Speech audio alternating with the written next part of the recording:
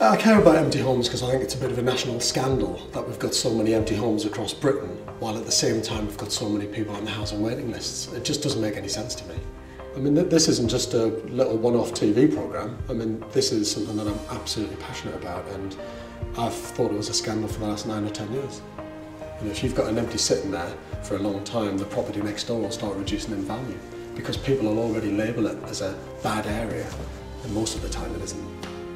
The first thing that I want to do is raise people's awareness, which I know sounds like a cliche, but I genuinely want people to understand the scale of the problem, because I didn't realise how big it was. To think that we've got 350,000 permanent empty homes, you know, the equivalent of the size of the city of Leeds, sitting there empty.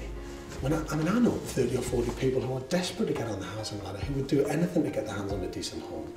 I think the one thing that I've discovered more than anything, travelling around Britain, is that it's about people. And it's about people's stories, and it's about their lives. And I think when we sit there and look at statistics and we say, oh, there's lots of empties, it's very easy just to throw numbers around. But actually, when you think out there are thousands of people who desperately want somewhere decent to live in, you realise that the scandal's even worse.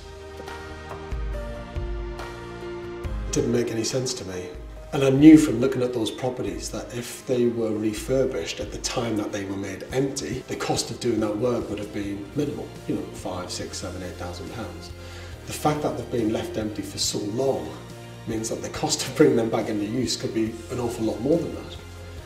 I think we just shouldn't underestimate how damaging empty homes are. It's damaging to the people who live there. It wrecks the communities, it creates no-man land ghettos, you know, just no one living there at all. But worse than that, it wrecks businesses. It's got a ripple effect, so local shops will close and pubs will close, and all those businesses just go bust because there isn't a community in that empty home area to buy their products and services. I mean, for me, there's just never a reason for a house to be a long-term empty, sitting there doing nothing.